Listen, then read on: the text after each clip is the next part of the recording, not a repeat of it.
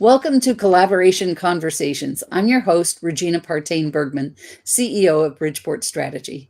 And once again today, I'm delighted to have a wonderful co-host who's brought a beautiful panel with her of folks that are going to join us in this collaboration conversation today. So my co-host today is Shanna Mavis. And Shanna is co-host, of the Better Your Business show, and has also the Coach for Business. She's self-employed as a business coach with the Coach for Business. So welcome, Shanna. Great to have you here as our co-host today. Thank you so much. And thank you, Natalie. You brought a fan club. Shanna, I love the applause. Yeah, all this applause. Shanna, would you share a bit about your journey, how you got to where you are now, who you serve, and why that's important to you? Yeah, I feel like I can answer this because I just listened to a podcast I did 2 days ago or a couple of days ago saying the very same thing. So my journey started, I guess, in high school is when I first recognized the insanity there is in being an entrepreneur.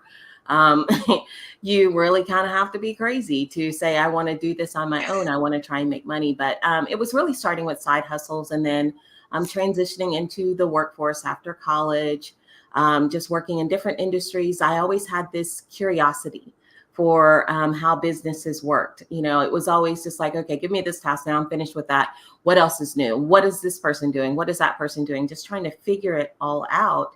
And then I started a real business when I was in Oregon. Fried chicken stand. I've talked about that on the show a few times, but that was my first real experience with going through all of those foundational steps, business plan and figuring out, marketing and what people want and trying to understand all of those little things and getting people alongside of me to catch that vision and how do we, sell more than this person or get the people that are, in there. We know that they would like it. So there was a lot of that I got to experience. And then I went back into the workforce when I moved from Oregon back to Texas. But I'll fast forward to my last full-time job. I left there in 2020, and it was I had the privilege. I will say it's a privilege now of walking through this period of time where God was just really working with me on my pride. It was something I needed to understand, that I wasn't the be all end all, that my ideas, just because I thought they were phenomenal, weren't necessarily going to be accepted. And I had to be okay with that, right? It wasn't about me, and it wasn't my business. It was someone else's business. So there was always that other person. And I didn't just walk away because it's not my business and you're not listening to me. It was really, I've gone as far as I can go. And so now I want to look at this and see how can I help other people with all of the information, all of the experience, everything that I've learned and how I've grown. How can I help others along that same path? I started to go into consulting because I noticed that many people at that point, 2020, when everything shut down, many people at that point were investing in things to move their mouse so that it appeared that they were working versus actually working. They were mentally checked out of the company. They were done with these businesses and looking for other jobs, So it just created this sense of sadness in me. I'll say it that way, because it was just like you're losing all of this knowledge. You're losing all of this experience over what? What is happening here in these companies? And it was, if we can, I really thought at the time, people, processes, and training. If you can focus on getting the right people in the right positions, putting the right processes in place and training those people within those processes, you're going to build a better business. You're going to make employees want to stay because they feel not just empowered, as the buzzword, but they really do feel empowered. They feel a part of this. You're supporting them in the way that you're expecting them to support you and your customers. And before I could get into that consulting business, I was invited to work with a startup. It was a lady that I met. She's amazing. She had so many ideas. And she said, come to the table. Well, meeting her got me to meet Carlton, who unfortunately can't make it onto the show today. He was going to be on the panel, but he can't make it today. But I met him. Through him, I met Natalie and Terrence, and I met a few other people. And so it was just, I realized being in that startup space is where I really thrived. There was that, there's an amount of brainstorming. There's the collaboration, what we're here to talk about today. But there was the beauty in all of that coming together with this group of people trying to support business owners. So I didn't have to do it alone. I know I've got the coach for business, but I like to tell people I'm not the only coach for business, and I'm not the only business expert that you'll ever need. Yeah. So it was really just recognizing that this space where there's so much grace and understanding and empathy needed, that's the space that God has gifted me. And so I want to use that to help every business owner I can, better their business. So I love it. I love it. And it that's fits so beautifully with our theme here of collaboration. Awesome. Yeah, I was super excited about that when when Joe invited me on. Joe and David were also, invited, but they couldn't make it. There were conflicts today. But when they invited me onto this show and we were talking about collaboration, and you issued that invitation to us to, hey, co-host with me, invite your own group of people. I really naturally thought of Natalie, Terrence, Carlton, David, and Joe, because they've helped me understand and see how much power there is in collaboration. There is no competition amongst any of us. Not one of us, our egos are out, and we are just in for whoever it is that we're trying to serve and what we're trying to do. Excellent. Love it. Fantastic. And thank you so much for accepting the offer to be a co-host today, Shanna, and for bringing these great panelists. Will you introduce our panelists and have them tell about their journey, who they serve, and why that's important to them? I will. Okay, so I'm going to start with Natalie, my co-host of the Better Your Business show. She is amazing financial expert, many, many years. She has taught me so much about just my relationship with money. And she is now a new author. So she's got, I'll let her tell you about this, but she's been doing some amazing things. But Natalie Esman-Lynn, welcome to the show. Well, thank you. Thank you for having me, Shanna, one of my number one collaborators. I'm happy to be here. And thank you so much, Regina, for having me as well. So I've been in the financial services space for 20 years now. And this little transition started for me. I started hosting the show 3 years ago and just started meeting really awesome people and learning just different things. And to be honest with you, the relationship with Terrence and Shanna was really opening me up to different avenues of technology. Being in the financial services space, I can't say I used a lot of technology. Obviously, we have like our software for stuff, but that was as good as I got, right? And so I had decided probably about after a year of knowing them that I was going to create a downloadable journal, budgeting journal, financial planning journal as a lead magnet for people and to send out to my clients. And so I made that and then was having a lot of fun with that. And then it kind of turned into me just playing on Canva and making stuff for the show for Canva. And then it turned into me within the last 14 months, I've published close to 500 books. And a big part of that was there's a lot of it, but I really love it. It's fun for me. That has always been a dream of mine since I was a little girl, to have my own publishing company. So now, with the pandemic and technology and things changing, people can self-publish now. So that's awesome. My sisters and I used to talk about it around the dinner table when we were little. So it was like Terry. So, but yes, so that was just always a fun thing for me. And I just really had a great time. So I started with journals and planners because that was, kind of the easier thing to do. Going from that, I was like, hey, as I started learning, I was like, maybe I could actually write a book, let me try this. And so this last month I did 5 children's books and my longest children's book right now is 74 pages, which made me think, hey, that was when I wrote on money that'll be published soon. And I thought to myself, hey, I just did a 74-page book, what's twice as much? Maybe I can really do another kind of book now. So it's just been really exciting to have my vision grow and stretch as I've hit other goals. And I really just love, part of my passion with people and with money and with the Better Your Business show is really just teaching people how to buy their time back and really how to get clear on what they want. I was just talking to a friend of mine the other day. I reached out to her. I've known her for 20 years. She's a mom. She's married. She has 3 kids, and she had just changed her social media to networking type of thing. So I called her to see what are you up to? What are you doing? And it's still, even during that time, she couldn't tell me what she wanted to do. So she's promoting this thing on social media and she can't tell me what she wants to do.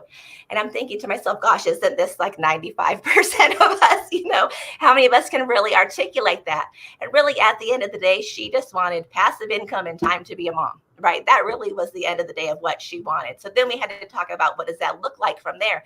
But most people aren't looking at it from that perspective. They're looking at this, well, I'm going to try this, hope it kind of works out that way. Not really even sure. Will you give me money to do some kind of things was almost my conversation with her, right?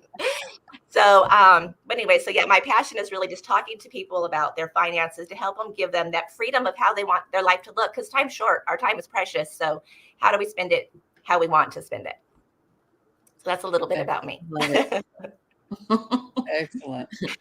Perfect. All right. And then Terrence Bryant. I cannot say enough good things about this man, and just the growth that I've seen in him and the growth that he's encouraged in me has been amazing. He is my tech go-to. If I want to know anything tech, I'm like texting him, Terrence, tell me about this. What do you know about this? And then he always comes back to me with, what are you trying to do? Let's talk about that.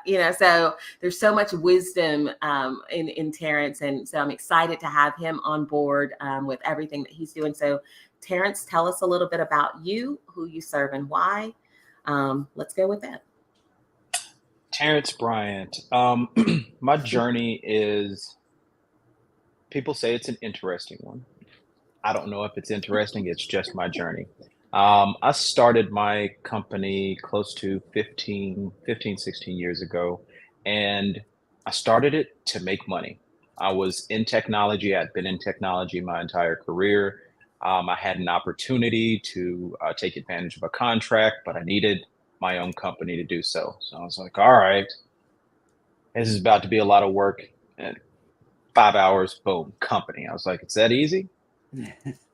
And I moved around with that misconception that I had a successful company for a number of years without knowing what I was doing other than technology. So I was the specialist within my organization. I was also everything else. Needless to say, I dropped the ball on a few things, learned some lessons, and never really became an expert of anything other than the technology piece. Fast forward to 3 years ago, God was like, all right, you've got enough of the skills that I needed you to build up. It's time to use them. Like, use them for what? And before I tell you what I needed to use my superpowers for, I was an individual contributor. I didn't have a large team. If I ever needed anybody, I'd reach out, 1099, didn't want employees, didn't want the responsibility. Let me come in, do the thing, get the money, and get out. And I did great work. I loved the work that I was doing. When we partnered with others, I loved the work that I did there. I had a lot of people that trusted me, and commitment that's my word, right? When I say I'm going to do a thing, I'm going to do that thing. This show today was a tough show to make. Jumped off the plane, got to the room. It's like, but I'm going to do it. If I had to do it at the Starbucks in the airport, I was going to do it because I committed to it. And that has followed my business around. That's the reputation of my business. Well, being an individual contributor, as you can imagine, partnering isn't something you do. Everything was transactional. So Rescore started a few years back, and it's an online community for small business owners. And I had my company, Sidekicks, and started Rescore, and I was like, this is going to be great. People need it. Chamber of Commerce isn't doing what it needs to do. The other organizations meant for small business owners aren't doing what they need to do. There's too many people that don't have the resources and the know-how that I have and that some of my peers have. So we're going to make it available to everybody, access, awareness, and availability of our resources. That was hard, guys. It was very, very hard. And it did not go the way that I planned it. And I continued to try to mold this business like my first business. But as I told you guys, first business had no mission, vision, purpose. It was get the work done, do good work, but get the work done and move on. And things just weren't gelling. And I was frustrated for a number of years. And then I'd say August of last year, he's like, all right, think you're ready for the next round. I was like, what is this? What is this piecemeal plan? It's growth. It's the relationships that Shanna's talking about. It's meeting Carlton. It's meeting Natalie. It's meeting others. It's learning from good accidents and learning from bad accidents. They're all lessons.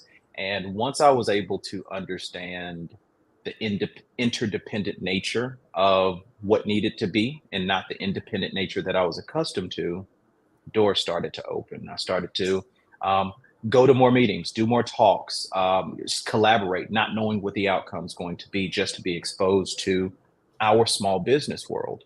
And I am a huge advocate now of collaboration because it is impossible to do what I was doing and be as successful as I am able to be, as a lot of us are able to be, right? I achieved a level of success. Once you plan for success, you see that that level of success that you reached is so small, right? But you can't get to the top yourself. So I got a vision here sometime back in August, and I realized that I couldn't align Rescore to Sidekicks. I had to align Sidekicks to what Rescore was doing because that was the big picture. So I aligned my organization. We're going through a rebranding. It will be called Innovara. We expect to launch August, sometime August this year. And Innovara is going to focus on spiritually led business leaders. And not just CEOs, not just CTOs, although that is one of our targets. But we're talking about those in leadership roles, however you quantify that, those decision makers that are going to affect their clients, that are going to affect their team. And the reason that we are targeting those individuals, because I didn't know at first. He said, here, this is what you're going to do. I type up the stuff, I do the stuff, I go to bed because it's 4 hours of just stuff out of my brain. I go back the next day and I read it. I was like, how in the world am I going to go to the market and say, hey, I'm looking for spiritually led business owners and leaders? That's going to get rid of some people. And he's like, yeah, it's going to get rid of the right people. And you're going to talk to my people and you're going to talk to those that need what you have to offer. I said, fair enough, but how do we market it? And I was like, I don't know about any of these, this realm really, right? How do you target this? Yeah, you got to go get help. It's like, but I do marketing and branding for people. Go get help. So I had to hire an organization and I gave them my brain dump. I said, help me. I went to them and I said, help me. It's like, I don't want to be the expert in this space. I don't want to tell you how to do it. I want you to help me turn this into what it is. And it has been an excellent experience for me.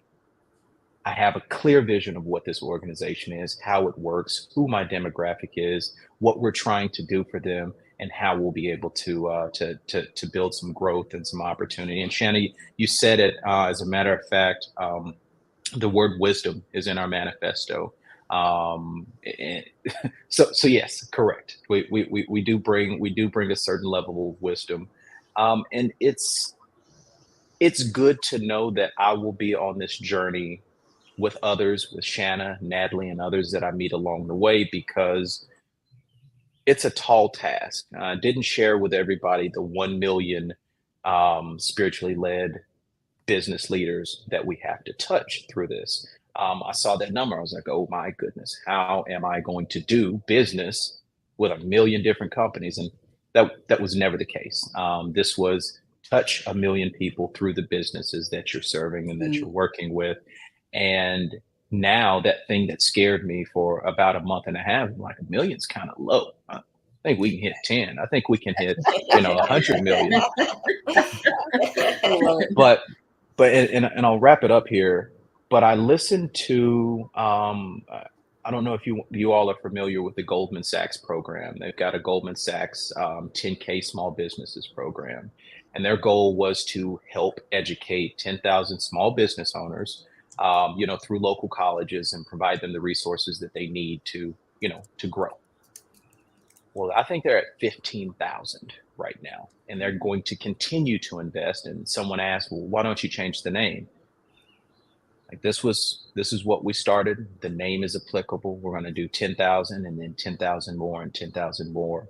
So when I looked at the 1 million, I said, okay, so we do the first 1 million and then we do a million more and then a million more. So I'm very excited about the journey that I'm on. I'm excited about the people that I've met and the people that I will meet along this journey, and all of the businesses that will benefit from the hard work that we do. So that's a little bit about me. That is awesome.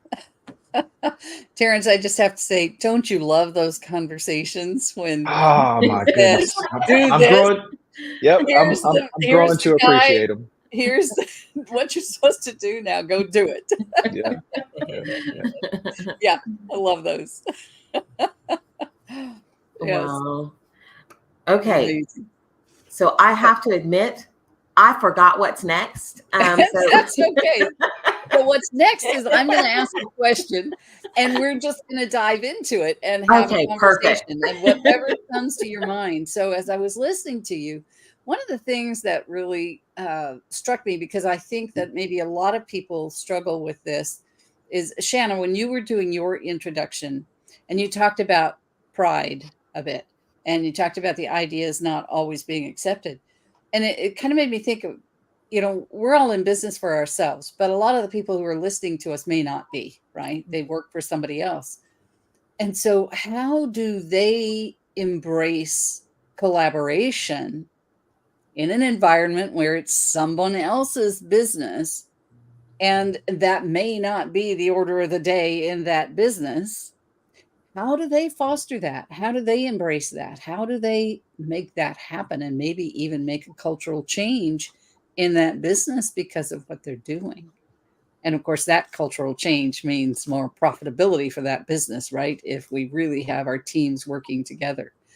So let's start there with how do people who are working in someone else's business that might not be a collaborative environment, how do they embrace collaboration and be the poster child for it in their organization, if you will? And feel free to dive in here with your thoughts, everyone. This is an open discussion. Terrence came off mute, so I'm going to go ahead and let him go. All right. He's ready. Like, I got something to say. Well, I do. And it's because this is all very, very fresh. It's very top of mind for me right now. The first thing that a person can do in any environment is understand what their purpose is. Without an understanding of purpose, you'll run around like Terrence did for a number of years, doing good work, putting energy into things, but not seeing that energy come back, right? Right. We align with those spiritual leaders because those spiritual leaders, hopefully, and we didn't pick a religion. There's no religion here. We're talking about spiritually led. Yeah. And it's because spiritual leaders have a higher probability of understanding larger purpose, right? Something bigger than them, a goal, a vision that they can't accomplish, which means that they have to entrust in others to help that vision be realized. When you entrust in others, you've got your purpose, you've got your vision, this big thing that I can't do by myself. And then you start to look at what the mission is. And there's a bunch of people with missions that may align with that vision. So your alignment goes down this way and gets you to your goal, right? A lot of us start with a goal. I want to make a change by doing X, Y, and Z. Well, if Shanna and Natalie don't want to do that, then they're not going to. They're going to look for someone else. So we may be aligned with our purpose. We may be aligned with our vision. We may be aligned with our mission. But if we're stuck here at goal, we'll never realize that. So I think the best thing that anybody can do in any relationship, one conducive to collaboration or one not, is to understand, does this align with your purpose? and then start to move down that trail. And if you haven't figured out those things, you're probably going to be frustrated no matter where you are. It takes a lot of work to figure out who you are and what it is that you're trying to do. True. Love True. it. Natalie, you're nodding there. What would you add I to agree that? so much with that. But it just kept coming up for me I get offended when you're in a room full of yes people. That's just what kept coming up for me at that moment, because I just kept thinking, thank God for the Terrence and Shannas in my life where I can go to them and get real feedback, not have them be that person where, like, if it's one of my books necessarily, oh, it's so cute, oh, I love it, yes, blah blah blah, and it's horrible, but because they're nice, right, they're going to tell me it's great, and then I put out a bad product. So that's one of the things that I was going to say, is really to stay true to how, if you're asked to give your opinion on something, really give your opinion. You don't have to be rude, watch your delivery, but really just be honest in your feelings, because that's why they're asking you, right? Don't, fluff and sugarcoat, be real. If you really care about that person, if you care about the relationship, if you care about what you're doing, be honest. They want real honest feedback from you. That's why they're asking. The other thing that I kept thinking about is, in my days of running an organization, I don't know that I was necessarily approachable. So if you want to create a type of environment like that, make sure you're the type of leader that people can walk up to and have that conversation. Because I think about to my career, and even the ones that maybe had the relationship with me where they felt like they could, I was probably still going to be right. Right. So watch that as a leader. How are you showing up in that? Like when Shanna's talking about having to be humbled, I'm like, this is why we're such good friends. It's like, I get it, Shanna. It's, you just make sure you're approachable like that. And just that you're open to hearing from people. I really believe we can learn something from everyone in some regard. Yeah.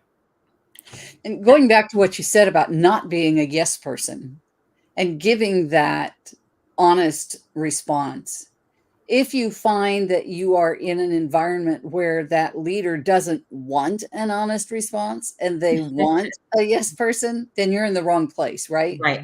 It does not align with what Terrence was talking about, your purpose, your vision, your mission. You are out of alignment in that organization. And you won't last, right? And you won't last. I mean, and you will burn out. You will be miserable in that space. Absolutely. And you can see that if you're tuned in.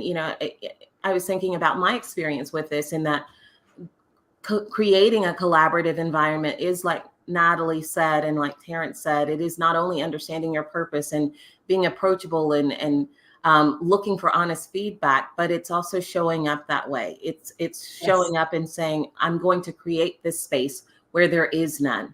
I'm not going to be afraid to speak up when I need to, but I'm also going to understand that just because you have an idea that's contradictory to mine, I don't have to, it doesn't have to be a point of contention. It can be an opportunity for growth and understanding. You're not trying to hurt me when you say you don't like my idea. You may be trying to, help me see a better way. And I know for me, it was challenging and difficult when I was going through this at the last company, because I worked with two of my very best friends. I've known them for, one of them for 20 plus years. And one of them, I'd known for a few years prior to that. And sitting around a table, and I'm like fired up, and I was the boss, right? So I'm fired up about my idea. We're going to do this, this, this, and this. And they're like, no, that's dumb. But I had to sit there. There were times that I had to sit there, and at first I'm like, well, we're doing it my way, right? And it was like, no, these people are not here to hurt me. Let me stop and listen. And that's helped train me to listen in any room, right? Because taking that ego out again, right? Yeah, it is taking that ego out and just saying, okay, that is a really good idea, and not being afraid to run with it. How do we do that? Tell me how we execute this. Or it just opens up the conversation and allows that space for that honesty that Natalie is talking about. And it's not about the yes men. It really is about, tell me what you really think so that we can, get this work done. We all see where we're trying to go. And that team, that once we got into that flow of things where we would sit together and it's just like, okay, we've got this coming up. What does this look like? What are your ideas? What are your thoughts? it was amazing how easy it became for us to operate that way, and to try and involve others in this. It was just like we knew what everyone's role was, what everyone was good at. We were looking at that, and it was an amazing experience once I got over myself. And that encouraged others to get over themselves as well, because they saw that it's okay, and it's okay to say I'm sorry as well, because sometimes you say things out of pocket, or you didn't realize that the way that you shot down an idea hurt someone's feelings, and going to them and just saying, hey, I'm sorry, I didn't realize that was the case. Not, I'm sorry you felt that way. Right. I'm sorry you thought that, this, but it was, no, I truly am sorry, because I value what you're saying. Here's what maybe a way I could have said it better. So it really is just creating that space that you're looking for, where collaboration can happen. Yeah, absolutely. And that idea doesn't have to be my idea or your idea necessarily, although it could be either one, but it becomes our idea as we all contribute to it, right? One of the benefits in having a vision is that it is so large. When Rescore was started, it was technology heavy, right? It was my area of strength, and my two co-founders at the time, they were relying on me to help push the technology through. So I was leading based on my knowledge. And it was very difficult for me to hear what they were saying, because I knew. Yeah. When you've got a vision, it's like, oh yeah, Terrence, there's your piece right there. Here's the big thing. Here's your piece. So you look around and you're like, somebody's got to be leading this thing. It ain't me, right? I'm here to do my part. And I think that is, if you can find an environment where you are not the key focus, maybe a key contributor, but not the key focus, you're probably in a good space to collaborate. But collaboration can't rely on a single person. Correct. And a single person can't try to take control of the whole thing, right? There has to be enough for everybody to do and move freely, right? When you're dealing with, let's take the four of us on this call, everybody's got their area of expertise. Yeah. For a large enough vision, we can all do our work, spread our wings, and probably not even touch each other. We might cross a little bit, but there shouldn't be any conflicts. But when you look at a goal, it's like, hey, we just want to get this project started to do X, Y, and Z. There's 4 different ways to do that, because we can all tackle that thing. Find something that's large enough for everybody to work on, and you'll be forced to lean. Hey, Natalie, I don't know about this financial stuff. I've not done this before. It's a little bit more than QuickBooks. Hey, Shanna, these processes, the ones I have, they kind of suck a little bit. I need some help with that. I need all of your expertise. Everything that you have, I'm willing to take it on. And then I can come in with here's a technology solution for this piece and for this piece, and here's how they can connect. But I'm going to need you to provide me some more information and for us to work together to figure this out, versus everything else that we've done, unsuccessfully in the past. But those lessons were necessary for me to learn. But again, I am an advocate for collaboration. Yeah. You don't have to bang your head against the wall. You don't have to spend 14 years learning these lessons. Figure it out now. And I just go back to know who you are, what it is that you're supposed to do, why you're here. And if you understand that, you're not going to bump into anybody and have any conflict. You're either going to find somebody that's doing what you're doing and you're going to want to run with them, or you're going to find people that need your skill. Thank you. You're going to find people that need your skill set, and then they're going to let you help push them along, and then vice versa. You're going to attract them into your lives, Absolutely. into your life. Yeah. One of the most fun things that I've done in the last few years is actually a mastermind that I created, that each person that was invited came from a different industry or different skill set. And gosh, that was just a great experience. And we started off with about 10 or 12 folks. And like I said, everyone was different in there. in terms of what they brought to the table and what their specialties were. And so that became a huge collaboration. And of course, one of our goals was to be able to find clients that we could actually all plug into. And we never found one that all of us plugged into, but we did have several projects where multiple people from within the group were plugged into a project. But yeah, just that sharing of knowledge, that sharing of experiences with others and learning from them is just can't be beat. Mhm. You learn so much through that power of association. Yes, absolutely. Absolutely. As long as, and again, and this, I know it's not just my struggle, but as long as you are open to learning. Yeah. And we all, Terrence, you talked about, I knew I was right. And it's so hard when right?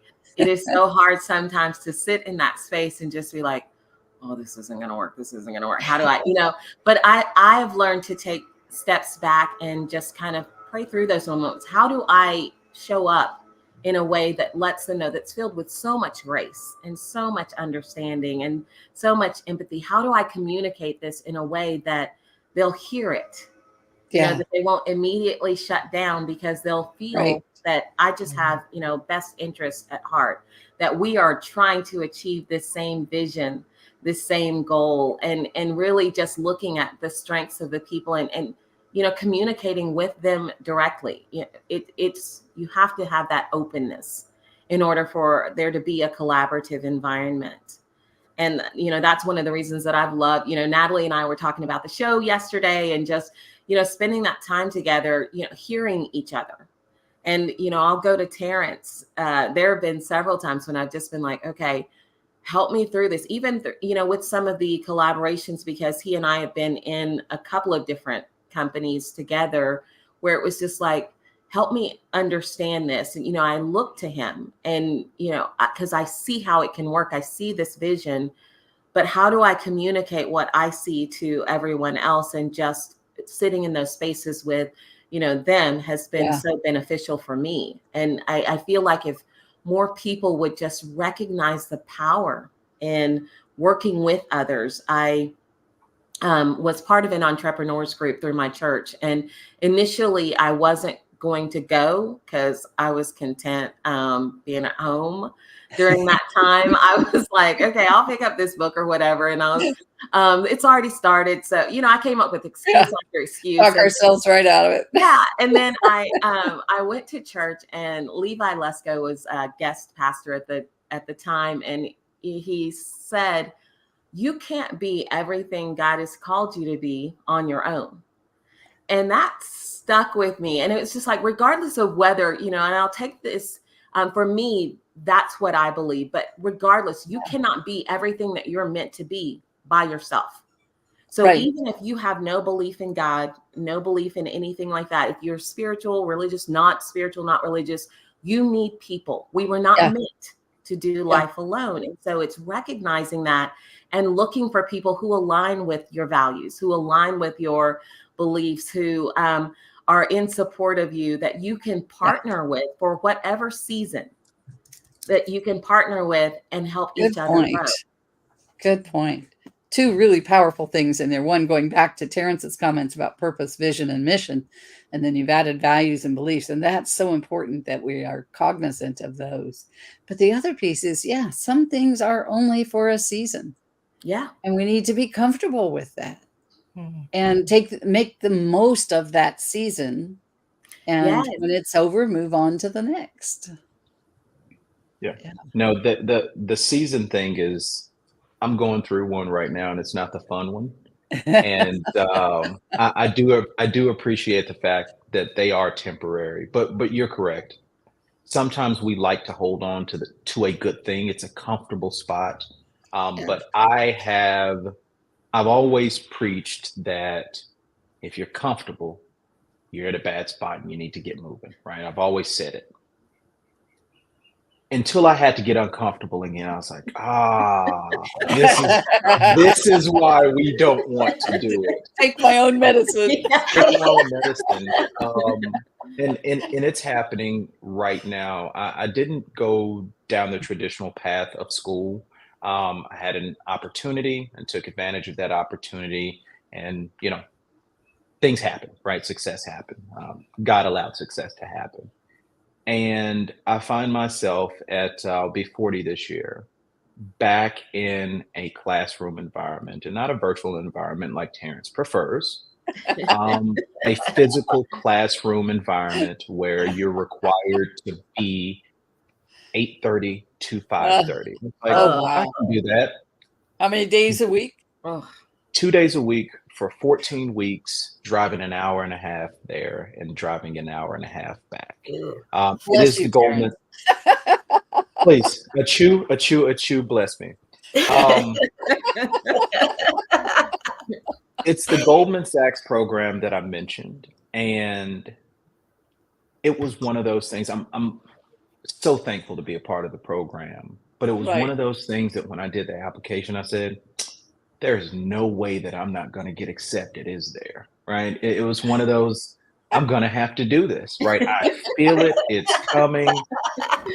And it's going to be really, really, really good for me, because my son made a statement to one of our friends and family. He's like, yeah, I don't think I'm going to have to go to school, and I'm going to blah, blah, blah, blah, blah. Now, he had been talking to me about starting his own business and not having to work for anybody. And he assumed that dad didn't have to go to school. I don't have to go to school. And he may not have to go to school, but dadgummit, he's got to get educated. And this is a lesson, like I said, that I'm learning many, many years later. It's the education. It's not school that's important. It's education. And if you can learn, and if you can get education outside of a school environment, then great. Reality is he's not going to get everything that he's going to need without going to school. So the kid's going to school. Tyler, whenever you watch this, you're going to watch it. You are going to school, my friend. You are going to school. But yeah, education does not stop when you have made $100,000, $200,000, $2 million. It doesn't. Once you figure out what your purpose is, that big purpose, you're constantly educating yourself, just over and over and over, making yourself uncomfortable so that you can pave the way for others, so that you can pave the way for your children, your children's children, your clients' children, and so forth and so on. Yeah, absolutely. I have on my desk right this moment, probably about 15 books that I've culled from my library, and some recent ones that I've acquired as well, that are, on my hot list at the moment. Education doesn't stop. As long as we're, as my friend says, on this side of the dirt. Yeah. we should still be learning. Very good. Oh, such great wisdom coming out of all of you. And this, is such a passion for me, this collaboration, this opportunity to work with others and to learn and to grow. I mean, it's such a powerful way of getting that education, Terrence, working with others, collaborating with them. And so I'm really grateful for each of you being here today and sharing your knowledge and your wisdom. And so Regina, Shanna, as co-host, I want to flip this around and ask you about your story. That's where you were going. You've heard ours, so I want to hear yours. What started it? Because this is huge, for many of us, and we're passionate. That's why we're on here with you. But let's hear your story. Oh, which part? My goodness. So, let me just give you a little of the history of this show to start with. So I have a friend in England who, she and I decided to do a show, a LinkedIn Live, and we called it Collaboration Conversations, and it was just her and I. And then, so we did it twice a week, and one day it was just her and I interviewing each other, and then the other day of the week we would have a guest. or a couple of guests, something of that nature. And then she reached a place where she needed to drop out of the show for personal reasons. And I thought, how do you do a show about collaboration all by yourself? Because I didn't want to stop. And so I continued having people on. And then over time, and I guess this, it's evolved over time. And late last year kind of evolved into this piece that we have now, where I invite someone to be a guest co-host like you are today, Shanna, and they invite others to join us, and we have this discussion. So okay, so what additional question? That's how the show came about. But you had to have a heart for. I have one. Can I ask one, Shanna? Oh, absolutely. Sure. Go ahead, Well, Natalie. I was just going to say, I noticed in your email that you help businesses find $30,000, help me find extra money in your business. So I thought, heck, who doesn't want to know that? Yeah. Yeah. So I use a proprietary software. Like, what does Regina do? All right. So I am a profit acceleration and exit strategy business coach, helping business owners to exponentially increase their profitability and create a business that can run without them, so that they ultimately have options when they decide to do something else, whether that's retire or go start another business or whatever. Because so many of our business owners have no options when they are prepared to exit. Business brokers turn away 95% of the calls that come into them because the business isn't structured in such a way that it has value to anyone but that business owner. And that's just heartbreaking to me. Yeah. Absolutely heartbreaking. So I'm on a mission to change that. I've been my greatest success was my greatest failure. I had a staffing firm for 12 and a half years that was doing about 5 million, just a little under 5 million in revenue in 2008. We all know what happened in 2008. I was out of business by March of 2009.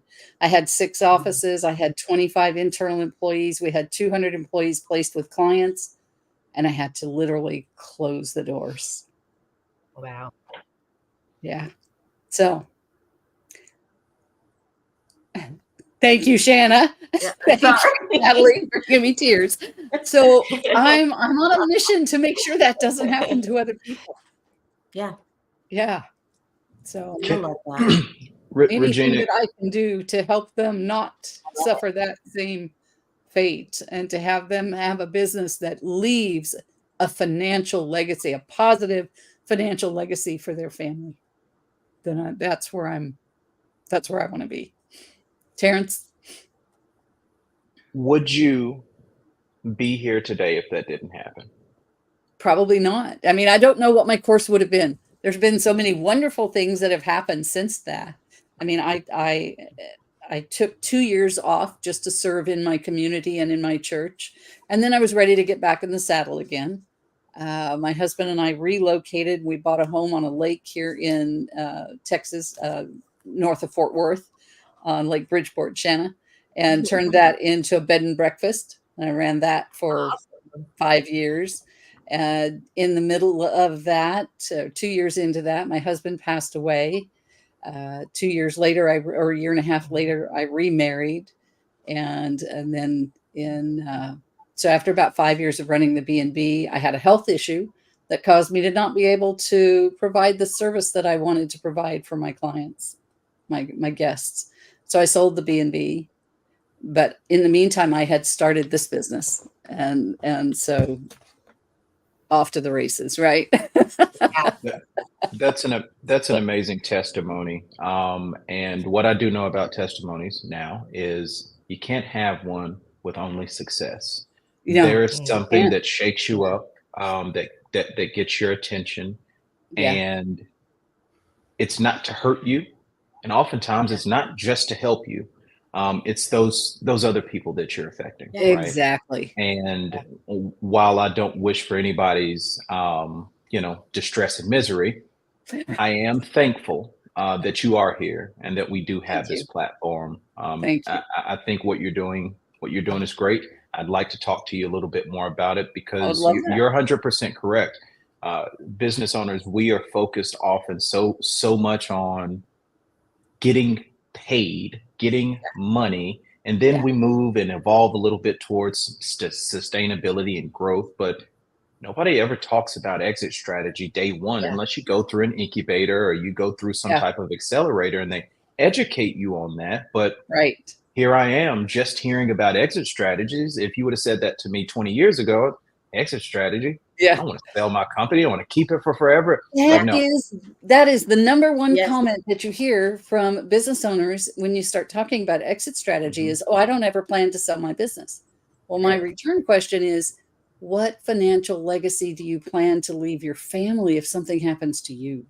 Yep. Where is your family if you didn't plan that out? Folks, we are way out of time. We were having too much fun. I know, it's always this way. So, Shanna, will you run Yes. our wrap-up round? So we want to hear from everybody about your final thoughts on collaboration and your contact information. And while you are doing that, I will put everybody's information into the comments. Okay, I'm going to go in reverse order this time. So Terrence, come off mute. Let's hear your final thoughts on collaboration, and then make sure you let everyone know how they can reach you because we want them to. Awesome. Know you. Be the type of person that you want to collaborate with. I can look back and I can say that I would not collaborate with old Terrence. I would have gotten rid of him. But think about who you want to work with and try to be that person, right? You'll never meet that person. I You'll like never that. meet them. You'll never meet them, but try to be that person and you're that somebody, that partner for somebody else. You can reach me at https sidekex.com. I think we're going to have that posted. And you can schedule a call. We can talk. If you're a business leader and you've got a big idea that you want to bring to the market, hit me up. Perfect. Awesome. And Natalie, your final thoughts on collaboration and how can people reach you? So my final thought on collaboration would be to make sure you're setting boundaries in those relationships as you're collaborating, because it can be easy to have blurred lines if you don't, cause burnout for yourself. You need to be able to, set boundaries for yourself so that you can have healthy partnerships and collaborations. You can reach me at natalie@yourmoneyexpert.net is my email if you want to reach out to me. I'm looking at getting out of financial planning over this next few months, really is the goal. But if you need me to help you with your finances, you can reach me there. If you want to check out some of my books, you can go to Amazon. You can put my name in search. You can go right to my author page. Or if you want help publishing a book on Amazon, reach out to me as well. I can help you do that. Or if you need help with ghostwriting or illustrations, then I'd love to help you with that as well. Or anybody that you know. Love it. And my final thoughts on collaboration is embrace grace. Just walk into a room filled with grace and understanding for anyone that's in there. It's free, doesn't cost you anything, and it changes everything, right? So it's just stepping into that space of grace and just knowing that everyone that's in that room, no one is intentionally trying to hurt you. And if they are, you're in the wrong room. So just recognize that space of grace. People can reach me, Shanna, at thecoachforbusiness.com or, my website, thecoachforbusiness.com. But I also would like to invite you to take a free business assessment because I formed a joint venture, talk about collaboration. Business Empire Financial, we have a free diagnostic business assessment and you'll get a complimentary strategy session with me. So businessempirefinancial.com. Fantastic. Yeah, folks, just look for those opportunities to collaborate. You will be so glad that you did. And thanks for joining us today on Collaboration Conversations. We hope you'll come back. You can see the show on LinkedIn, on Facebook, on my YouTube channel. We're all over the place. So appreciate you being here with us today. Thank you. See you next time. Bye-bye.